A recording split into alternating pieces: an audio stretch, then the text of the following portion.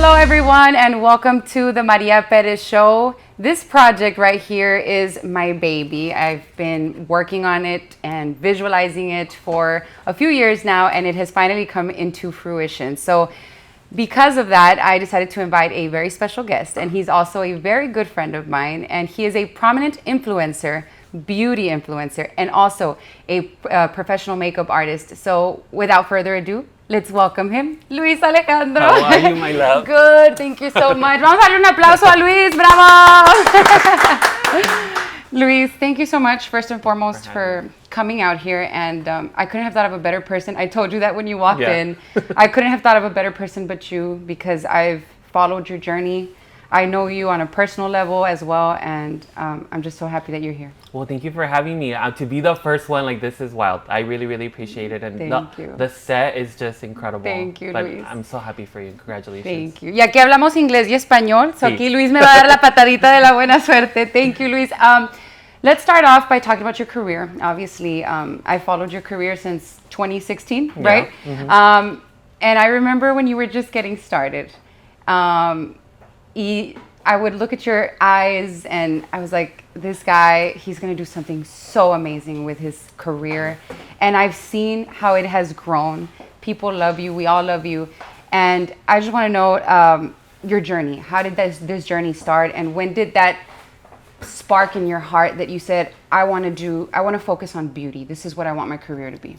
Well, thank you for all of that. It really means a lot. So it started because I was really at a crossroads in life. I didn't know what I wanted to do, and makeup was something that I always gravitated to. This was like from the start. Like, I'm talking 6, 7 years old. I always did it. I did it on my grandma, because back then, you know how it was like cable TV and all of that. We couldn't afford it. Like, we didn't have the funds for it. So my grandma would kind of put everyone to do something to her, hair, nails, and it was just to pass the time. And I remember at that time, like, they would gift her a lot of like Mary Kay products, Avon products. And so I remember she would pop them out, and I would take it so serious. I would tell my cousins, like, I got this. So it would happen so frequently that at some point, like, they would just leave outside and play outside, and I would just finish off my grandma. And so that's kind of how it started. So then I started getting asked to do hair and makeup on my grandma for like big events and stuff.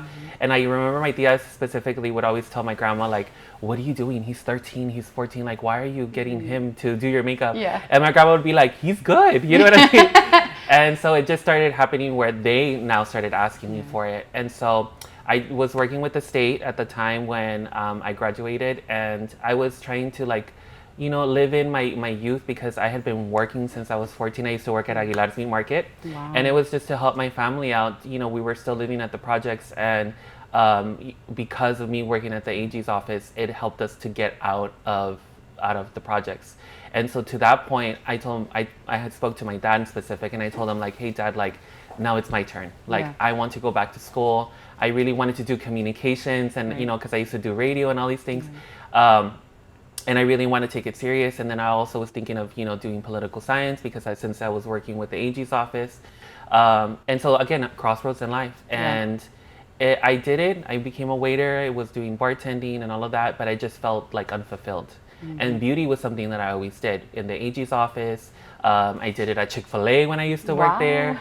I did it bartending as a waiter. I would get the girls ready, and they would tip me out $20 to get them hair and makeup done, and they would make more tips, you know? So it was always something that I did as a little extra income. Right. And so I remember there was this one incident where one of my old coworkers, because at this point I already had quit working at the Attorney General's office, and she asked me, hey, Luis, you know, I'm diagnosed with ovarian cancer. I'm gonna try not to cry. And she asked me, can you get me ready, because I have a photo shoot and I'm gonna start chemo. And soy bien llorón, okay, just letting you know. No pasa nada. Yo And también. I went to go get her ready. I remember at that time, like, I didn't have a lot of money. My parents didn't have a lot of money, and so I asked my dad, like, hey, Dad, can you loan me $40? I'm gonna go make 60. So I was like, hey, I'm gonna keep 20. I can go to the tiendita and get myself some chips and, you know, a Coke, and I can make myself a sandwich after this, you know? And so I can get all the products that I need. And he gave it to me. And I think he was trying to teach me a lesson, like, you have to make sure that you're responsible. Right. Which, looking back now, I'm like, okay, I get it. You know, but at that time, I'm like, dang, like, why can't he just loan me the car? You know what I mean? And so I go and I do the hair and makeup with her. and she was trying to pay me with 100. I didn't have change. And so she told me, like, you know what, just keep it. Wow. And I remember I got on the car and I just started bawling, and I was like, how did I go from working at the state to like becoming like a college student per se, because I never got that experience, right? To now being, I felt like un fracaso, you know, I felt like I was just such a failure. And I cannot believe that I got so emotional over $100. You know what I Wow. mean? Yeah. And that was kind of like where I felt like, dang, like how low did I fall, you know? And I could have just stuck with the AG's office and been there like 30 plus years, how all these other people were, but they were just so unhappy. I would see them, and I just felt like I was more of a creative than I was behind the desk. You know what I mean? Right. And so I was thinking about it. I'm like, should I just go back and just be unhappy? I have 401k. I have, you already know, like the medical insurance, Right. all those things that que te ofrecen, Yeah. you know, that seem sweet. But I just felt creatively like I wasn't going to be able to open my wings and expand. And I just Right. felt caged in. So I get home and I remember my mom was in the kitchen, my dad was there. And I broke down and I told them, like, I can't anymore. Like, I'm just, You felt it in your heart. yeah. And then my dad was like, I just see you opening up your own salon, you know what I mean? Yeah. And I was like, no, Dad, like I don't want this, and you know. And it's crazy because he was like foreshadowing what was to come, you know. And then I started seeing Patrick and Manny. These Right. are incredible influencers that are boys in beauty. Yep. And at that time, I spoke to my old partner, and I told him, like, hey, I want to do this. I want to go for it. And that's just kind of like what How it started it. started. Yeah. Yeah. How old were you when this finally started permanently? I was 20. I was gonna be 25. 25. Yeah. She's old. You know what I mean? I'm old. What has been like the biggest challenge? Because we know that starting up your own brand, Yeah. your career, just building up that brand is very difficult. So what has been the biggest challenge for you? I think learning like all the business aspect of it, and like learning that not everybody that's around you is around for the good reasons once you start getting there. So also that's another one. 'Cause- We've all had some of those people. yeah. But then there's also so many like beautiful things where you grow as a person, you grow as a business person. And there's also like the beautiful aspect. But I think the business part of it and like learning that not everyone's your friend is like, Right. but you also have to be civil and professional and, you know. So you have been very open about your personal life on social media. Yeah. And I commend you for that because not everybody, you know, wants to do that. Yeah. But I feel like that's been a big part of why a lot of us follow you and we connect with you in a way through your social media accounts. One of the experiences that you went through in your life, which really, I'm going to try not to cry now, but this touched me as your friend. In 2020, you had COVID. Yeah. And you were in the hospital. I was very worried. So how did that experience impact your life years ahead? I think what it taught me was that I'm really like a true hustler because I feel like we're always our own saboteur. Like we sabotage ourselves a lot. And so I feel like we always kind of have to fake it till we make it. And then at that point, I mean, I had all these bills piling up, and there were so many things that were going down because if I'm not present, that means that nothing's gonna happen. And fun little fact, which I mean, it's kind of hard to admit now, but I mean, this was in 2020. Yeah. We were still active with our classes, and I had just signed a lease for a year at that time. And my landlord told me, like, a mí me importa, si hay COVID o si hay nada, tú me tienes que pagar mi renta. Wow. And so I had to like hit it on overdrive. We would have to go have the students sneak in through the back, you know, to get them in, obviously fully masked, and we had the whole, you know, garments and everything for them to be safe, social distancing. And we would make sure that there was no, oh my God, I remember like back then, everything we had to do It's chaotic. just to make it happen. But I didn't get it because of that. I actually got it because of my partner at the time. He was an EMT. And so you know how they weren't prepping them correctly? Right. So he came and got sick, and then I got sick, and then that's how it happened. But what that whole situation taught me was that even when I got out of the hospital, Maria, I still went and I had my oxygen tank with me, and I was still teaching, and I would have to take, y aquí está mi mamá para que les diga. Wow. And I did not give up. I did not give up. Yo le seguí echando ganas because I'm like, I'm not going to let this slow me down. Yeah. And I was still hustling with an oxygen tank still on. And there was a point, I mean, I don't know if I can turn this way. But Yeah. my mom can tell you, like, I almost fainted like 2-3 times while I was teaching. but I did not stop at all. We just kept going and going and going. It's crazy because I had forgotten about that. Wow. That is insane. That's something that I will never forget, because I remember in your moments in the hospital, you were letting all of us know, Yeah. hey, I'm here, I'm fine. This is day 2, day 3, right? But we were keeping up with you because we were truly concerned about your health, and we just wanted you to come back because a lot of us love you, and we, you know, a lot of these young women that you have inspired as well, your students, you know, we were like, hey, Luis is gonna get out of this. Oh, girl, it was such a tough time, honestly. And one of the reasons why I was being so active was for 2 reasons. One was because I was bored, you know what? And I was going through it really bad, and it hurt so bad. And then another one was because at that time the Valley wasn't taking it serious at all. Yeah. Like people were still roaming around without a mask and stuff. So I'm like, if you can see it like on your phone that this is real and I'm going through it, you know what I mean? It gave me something to do, but at the same time, I was using it to be proactive, to show people like, hey, take it serious, because I got to experience a lot of things in that hospital that were insane. And it's crazy looking back because I got the last room by myself, and then everybody else was in the hallways with tanks. And I was connected. Like, it was the best thing. I mean, COVID-wise, you know, that could have happened. But I think, like, thanks to COVID also, I mean, obviously there was very unfortunate events that went on during that COVID season, but a lot of us learned from it, and, you know, we got COVID as a family, and we just pushed through it.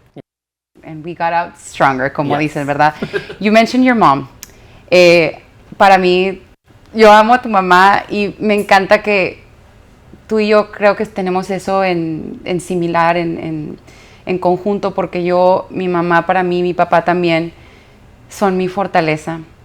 Y yo creo que los jóvenes que nos están viendo tienen que saber que sin ellos no somos nada. Y yo siempre te veo con tu mamá, y eso me encanta porque yo me puedo identificar contigo. Sí. Y, which I love your mom, by the way. Sí, gracias, thank you. And I just feel like, tell me what your mom means to you. We see her with you all the time, and I love it because my mom does the same thing with me. So I think it's gonna be hard. Yeah. And I already see her crying. I know. Aww. I think she's like, honestly, the foundation. Because I think, like, again, thinking back COVID, thinking back all the things that I've gone through, my mom dice un dicho siempre, que lo bueno es que no nos caemos todos al mismo tiempo. And she's always been, cada vez que me caigo, she has that hand to pick me up. And she's such a resilient, strong woman, you know, and I feel like that's like in the DNA of every Mexican woman, you know what I mean? That they're just so strong that sometimes I don't even feel like a man of how just strong this woman is, you know what I mean? Like, it's crazy. And she's taught me like a lot of things, as she said. I've taught her a lot of things, but she's taught me to be like strong in a way that a man can't be. You know what I mean? Men is like, we're strong and like we can pick things up. But women go through so much, and emotionally and mentally, they're just so much stronger. You know what I mean? Si un hombre se enferma, exactly. Si una mujer se enferma, they're still cooking, doing all these things. It's like we have so much to learn. And my mom is that. She's such a huge pillar. And I can't even think like... Yeah. And honestly, you know, I'm going to quote something in the Bible. It says, children should honor their mother and their father so that we could have a long-lasting life on earth. And I feel like you have done an amazing job in just honoring your mom and having her with you in good times and bad times, because our parents are going to be with us in good times and bad times. But I love it when I see you with your mom, when you have any accomplishment going on, she's right there. Yeah, she's always to the side. Exactly. She's right there, cheering me on. Love it. And that's something I admire about you, and know that you're going to continue being that amazing son and person to your mom. So I commend you for that. You did so many things in your career, and I've seen you at Mixlan, which congratulations for that. I was at Mixlan actually covering the event, and I saw the poster that on Sunday Luis Alejandro was going to be there. That tripped me out. Yeah, congratulations with that. I know that you deserve it, to be honest with you. You've sold out your makeup classes, auditoriums. Every time I see you sell out a class, I'm like, oh yes, like I'm just so happy. Yeah, I'm so happy for you. You were with Fuerza Regida and Grupo Frontera. You've had the opportunity to just be with so many important people as well. Yeah. Patrick Starr, and the Ana list goes on. Brenda. Yes, Ana Brenda. You know, Benefit Cosmetics. I remember when you were doing that. So, all these accomplishments in your life, how does that make you feel? You want to know like the real tea? Yes. I just still feel like Luisito from 2016. Oh, I really yes. do. Because I go into all of those like situations and I just go into as such a fan. And in our industry, we're taught, oh, you cannot fan out. You have to be professional. You have to treat them as such, right? Because at the end of the day, we're all people. They're people, you know, but I'm just such a hardcore like fan, you know what I mean? Yeah. That I go in there and I'm like, okay, chill, let's do this. We get it done, and then at the end I'm like, oh my god, I cannot believe this is happening. You know what I mean? And I'm freaking out, and I freak out with my mom. But seeing all those things, like where it's like where I get to see everything that I do, is when I do like recap videos for like the end of the year, and then that's when I can slow down and smell the roses, because I know I can tell you where we're always on to the next thing, the next thing, that we can't slow down and be like, wow, that was such an incredible moment. Which before we got on camera, I was telling you like I'm gonna slow it down a little bit, because all these moments are back to back. You know, even this moment right now, it's like I'm trying to embrace it and take it in, because you know, life can be so fast that we don't appreciate the big, small things. You know what I mean? From the small to the big. And so, looking back, everything is just, I cannot believe it happened. Like, every single time. Well, I guess the question is, where do you see your brand going and your career going maybe 5 years down the road? That is something that I'm working currently. I remember I was...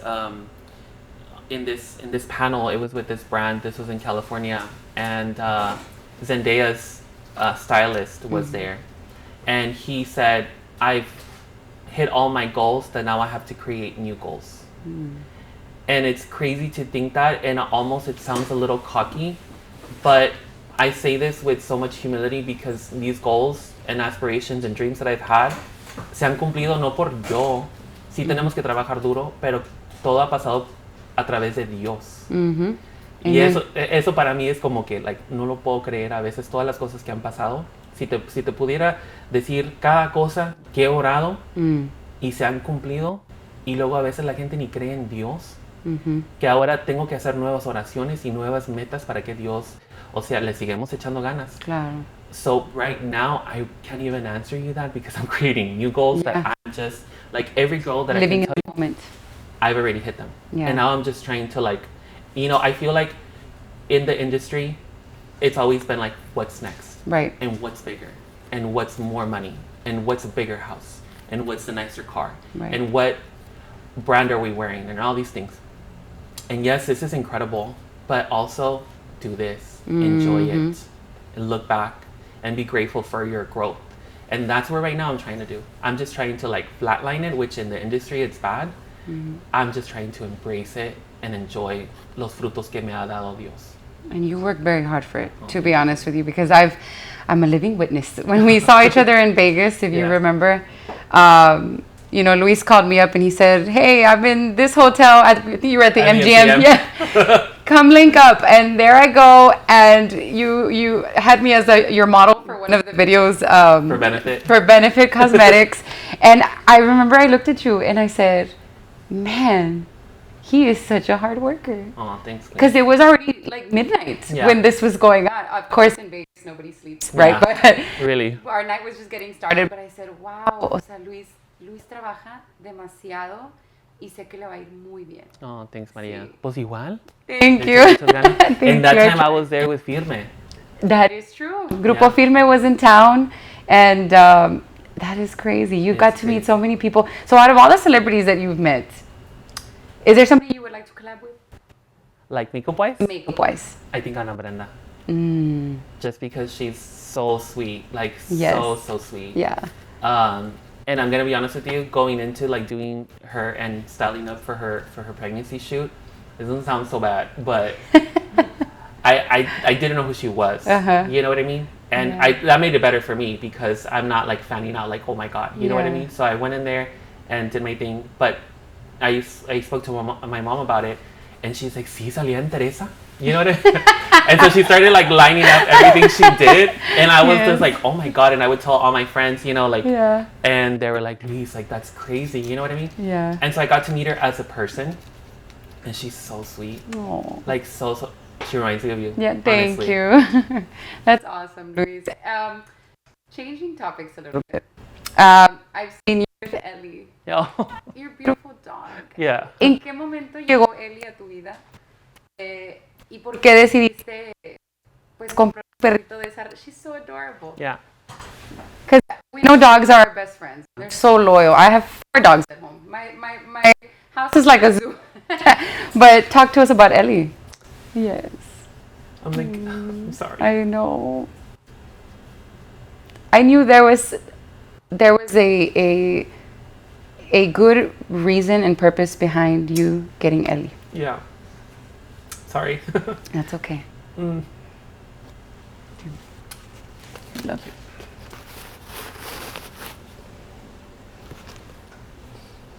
It's because I hadn't gotten that question ever Yeah. asked, honestly. I'm sorry. That's okay.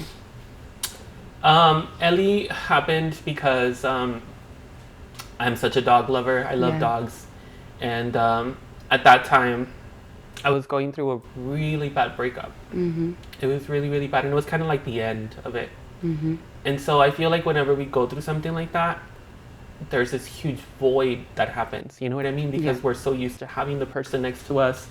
And y es más como costumbre, you know, to have someone to like look after. And, you know, like that, kind of like that back and forth with someone. Right. And I had been wanting a golden retriever for the longest time. That was my dream dog. You know what I mean? Because I used to watch Air Bud as a kid. Yes. And so I just aspired to always have a dog like that. Yeah. And it's funny because I remember I was, you know, trying to purchase one. And I was flying to California for a really big event. And I was going back and forth with you know, the owner who was selling them, and they had one puppy left. It was a girl. I don't know if this is Ellie. Mm-hmm. But point is that because I was flying that way, I was trying to send her half, Right. you know, of what it was. And I was just like, please hold her off. I'm going to be gone for a week. I'll be back, you know. Right. And at that time, I don't know what my mom was doing, but Mm-hmm. I know I couldn't have my mom help me out. And then she was like, no, I need you to be here. And then I remember that she's like, if the dog is still here, you know, well, you'll get it. And I kept checking in on her the entire week that I was in California. So then the day before me flying back, I checked in. Yes, she's still here. You know, so I was flying back on like that excitement that I was gonna finally be able to get my dog, right? Well, then on my flight back, this was right before connecting from Dallas to over here. I messaged her once more, and I was like, just checking in, you know, circling back. Is she still available? And she was like, we just sold her. And so at that time was kind of like the end of that relationship. That it was like really, really, really hard. That I remember I started joining all these groups on Facebook, you know, the rehoming dogs and stuff. And I was like, you know what, I'm just going to adopt a dog. Mm-hmm. And I remember someone posted a rehoming of a dog that they had. This was in December. So like through the whole horrible stuff of like my previous relationship started happening end of December to January. And so I saw someone post it, and they said that they purchased her in December. Mm. And I got her, I want to say it was like February, I want to say by that time. So I don't know if that was Ellie, but it's crazy because I ended up getting from that same person, the original owner, I got a puppy, a golden retriever, rehomed from her. So I don't know if that's Ellie or not. But point is that Ellie came into the picture at one of like emotionally the lowest points of my life, and dogs just show so much love. Oh yes. That it was what I needed. And still to this very day, anybody who meets her, she's just a ball of just joy and love. Like She's a it's sweetheart. crazy. Yeah. And so like getting that question asked, it took me back to that December. Yeah. You know? She was a Christmas gift. She really was. Oh, Ellie. I can't wait to meet Ellie. You have to meet I've her. seen her at Lab Pro in your social media greeting customers. Yeah. That's amazing, Luis.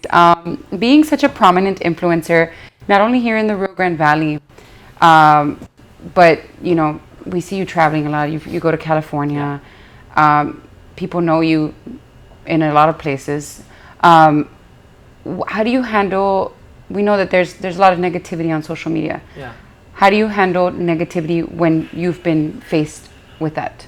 In the beginning, it would hit here a lot, but then I just like as I started getting into this a little bit more, I just feel like people project a lot of their insecurities and a lot of their anger, and it's easy to put it behind, a phone or a computer. So now I just know, like, this sounds bad, but if I'm not getting hate, that means I'm not doing something good. Right. It's true. So that means that if I'm getting the hate, keep going. Keep going. Hasta que les arda más y Que que les le eche cale. más. Yeah. So now I see hate as a positive and then a negative, But when you first get it, I mean, I'm pretty sure when you first got your first hate, being on TV, it does sting because I feel like people think that they know you. Yeah. And you have to be, not that we're not who we are on socials or on TV, but it's almost still a job. You know what I mean? That there's still a real person behind that who has real emotions. Yeah. But for me, I see it as a positive. And I remember, that's the way we should see it. And I learned that, I've been on TV for 10 years. And I remember when it first happened to me, I was 19, 20 years old. I had just gotten hired. And some lady, and what was sad about it is as women, I just don't like when we try to bring each other down. But it was a woman that just took a picture of me, and she said it was a disgrace to see me on TV. And I really took that to heart, and I went home and I started crying with my mom and dad. But my mom and dad said, hey, this is not the first or the last comment that you are going to receive, and you just gotta take it in the chin and just keep going, because this is the career that we chose. So you're right on that, just seeing it as a positive. I just want to add, when I saw that they posted you, that you were back and that you were on the air, I was like, oh my God. And then I went, being chismoso myself, and I went to go see the comments, and everybody was just so happy to have you back. Yes, thank like, you. I'm pretty sure you saw that. I did, and it was a good feeling. It was a humbling experience and feeling because, I had been gone for 4 years. Yeah. And just the fact that the people here still remembered me, and it was just a good feeling to know that they missed me. Yeah. They missed me, so it was nice. I want to know, there's a lot of us that, we're from the Valley, and sometimes we see it very difficult to, how are we going to make it big? Like, we're from the Valley, nobody knows where we're from, and quizá como que eso no nos motiva y nos quedamos como desanimados. Sí. What advice, who better than you to give advice to the up and coming or aspiring beauty influencers or makeup artists? What advice do you give them to not only start off, but to have longevity as well in the career? Well, one of the huge advantages that a lot of up and coming creators and makeup artists have is that now we have all our phones. Back when I was starting, this was back in 2009, it was really hard. It was just TV and radio, and that was the only way to grow. And to hit those avenues was like, you had to go through communications or know someone, that would get you in through the door and stuff. And so I got to get the old and the new. And so I feel like I bring a lot of the old into the new of like, always talking and keeping the conversation going. The point is that having our phones now, it's open season for everybody. Yeah. It doesn't matter where we're at. And that's something that I was talking to in the Mixlan Festival when we did a press conference, that the notion back then was that nothing happens here. And for some years now, it is crazy the amount of growth that we've had, not just through socials, but here in our home with all the incredible infrastructure that we have now. And the expansions that we're having here, the time to grow is now. Yep. And forming part of that growth is incredible because, I stood by the Valley and they said something is going to happen here. Like, I don't know what's going to happen, but I know at some point, this is not just going to stay here. Yeah. We're a growing city, and there's a lot of passion, a lot of talent here that we always have to leave.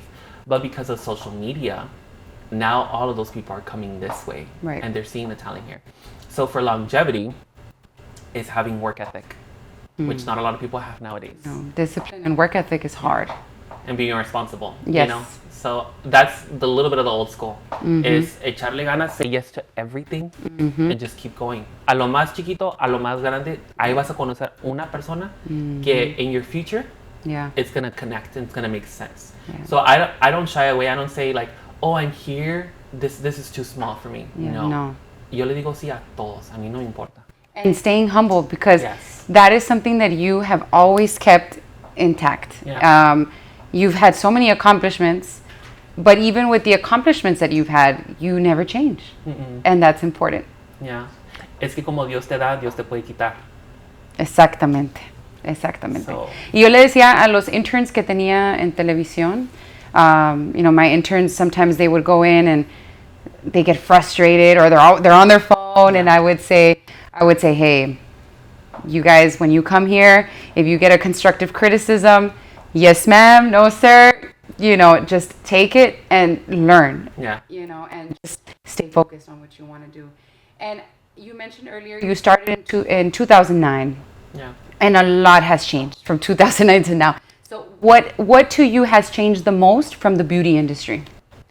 I think the openness of it, because back then it's like it was very political, and now because of social media, again it's open season, so it's really anyone's game, you Right. know. But back then it was very like, oh, it was very much this person, and it was this person only, and this person, and so when I came into the beauty world, I wasn't received the best. You know what I mean? And I understand, because you also have to pay respect to the people before you, Right. as to the people with you, and to the people ahead of you. It's all about respect. But something that I always have done, even to this day, is even if I have big moments, I will always try to bring someone that before me was already killing it. Right. For a huge one that I can tell you is Isabel Castillo. She's an incredible, I call her the queen of hair here in the Valley.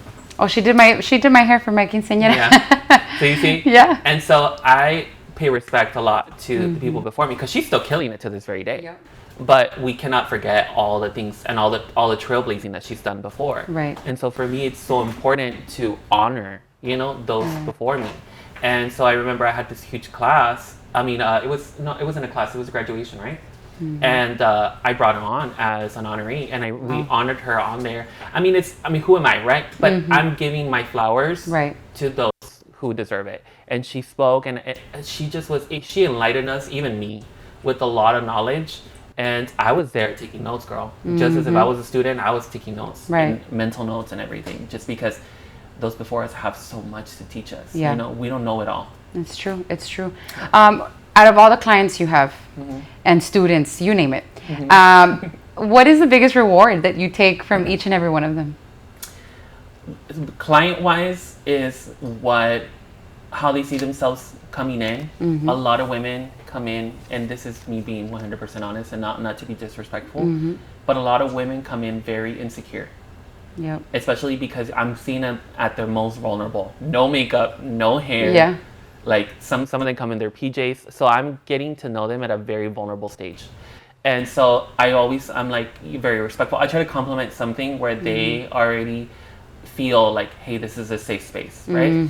So it's usually like their nails or their PJs or something that I'm saying. Yeah. So that way I know that they know that I'm not looking at them per se. Right. And then, or I'll always say like, oh girl, I look like a mess right now. And then they'll kind of swing it back like, oh, me too. You know? Yeah. So it's kind of like, hey, it's okay. And then the after, when they see themselves or their phones don't recognize them, they can't open up their phones. Because of Wow. how, yeah, that happens a lot. Wow. That Face happens a lot. recognition. So it Wow. changes, yeah. So they just see themselves, some of them want to cry, or they see me on social, so they're like Yeah. finally getting me to do their makeup. So it just changes. Like there's a light in their face. And then student-wise, this is for me where it's like crazy, because I see some students where they finish my academy and then now they're buying themselves houses and cars. Wow. And they're leveling up. And for me, I feel that the sun shines for everybody. I teach them everything. Amen. But I also always say that yes, the sun shines for everybody, but you have a different sun. I have my own sun. Pedro has his own sun. Miss Janie has her own sun. And it's a sun for everybody. You know what I mean? Yeah. And it shines for everybody. But we're all different suns. So yo no te puedo quitar lo que te pertenece. You know what I mean? Right. Wow. So you've helped other people boss up. Yeah. Wow. Yeah, That we've is had amazing. like about 3,000 plus students. Wow. Did you ever think you were going to do that? No, Wow. no. I just want to make it easier because I wish I would have had someone like me helping me out because it would have been so much easier. Yeah, I could relate, but it's, I guess God just had that for you. And I'm so proud of you and so happy to hear everything that you've done and how you've impacted people's lives Yeah. for the good. Yes. For the good. I guess my last question to close off, Luis, is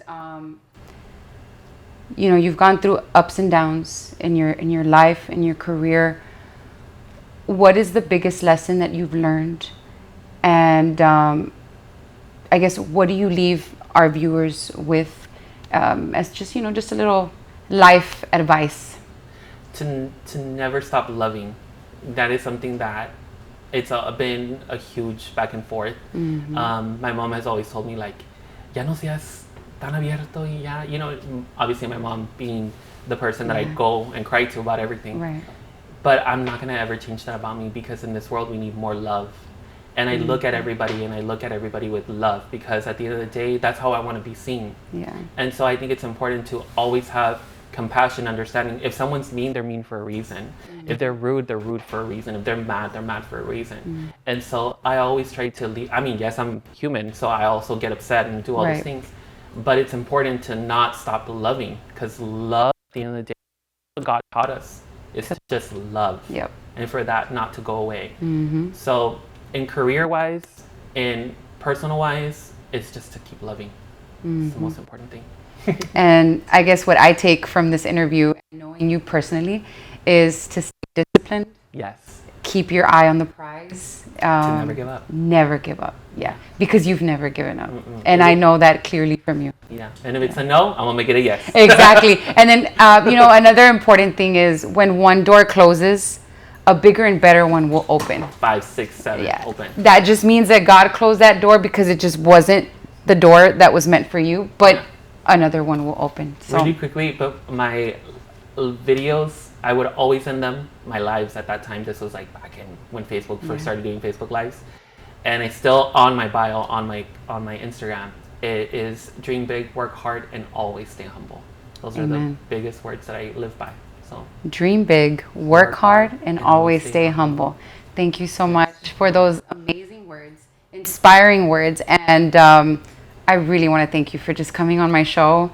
This was a very special episode, especially because it's episode number 1, and we hope, with God's help, that we will have many more episodes to come. Yes.